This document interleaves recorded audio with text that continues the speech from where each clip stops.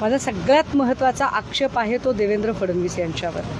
काल देवेंद्रजींनी ज्या पद्धतीने घाईघाईने रणजितसिंह नाईक निंबाळकर यांना क्लीन चिट देण्याचा प्रयत्न केला, हा एका अर्थाने पोलिसांवर दबाव आणण्याचा प्रयत्न आहे। पोलिसांनी चौकशी किंवा तपास योग्य दिशेने नेऊच नये यासाठी एका अर्थाने अलिखित असे संकेत देण्याचा प्रयत्न काल भर सभेतून देवेंद्र फडणवीसांनी केला, जो अत्यंत आक्षेपार्ह आहे। रणजितसिंह नाईक निंबाळकर यांची आत्तापर्यंतची जर मोडस ऑपरेंडसी बघितली तर ते कायम पोलीस स्टेशनला हाताशी धरतात आणि वेगवेगळे गुन्हे दाखल करून समोरच्या माणसाचं जगणं हराम करून टाकतात। रणजितसिंह नाईक निंबाळकर यांचंच नाव घेत आमदार कलानी यांचा स्वीय सहाय्यक नंदकुमार ननावरे आणि त्यांची बायको यांनी व्हिडिओ अपलोड करून आत्महत्या केली। मात्र त्या प्रकरणात पुढे काहीच झालं नाही। या प्रकरणी त्याचा भाऊ धनंजय ननावरे यांनी अक्षरशः स्वतःच्या हाताची बोटं कापून देवेंद्र फडणवीसांचं लक्ष वेधण्याचा प्रयत्न केला, पण फडणवीसांनी तेव्हाही या प्रकरणामध्ये रणजितसिंह नाईक निंबाळकरांची बाजू घेतली।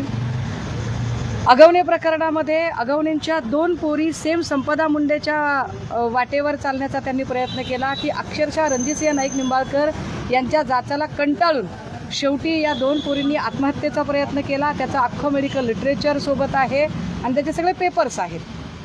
या सगळ्या प्रकरणामध्ये संपदा मुंडेची बहीण सांगते की हे हस्ताक्षर संपदाचं नाही। जी मुलगी 4 पानी पत्र लिहिते आपल्या हस्ताक्षरात, ती मुलगी हातावर फक्त 2 ओळी कशा काय लिहू शकेल? एक।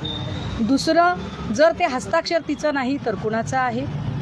PI जायपात्रे आणि पाटील यांना चौकशीच्या कक्षेत घेणं गरजेचं आहे, कारण तू बीडची आहेस आणि बीड हा गुन्हेगारांचा जिल्हा आहे।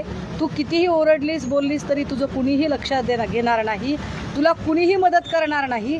हे वारंवार तिला सांगून तिला मॉरली डिस्करेज करण्याचा प्रयत्न, तिला डिमॉरलाइज करण्याचा प्रयत्न जायपात्रे आणि पाटलांनी केला। सबब त्यांना चौकशीच्या कक्षेत घेण्याची गरज आहे।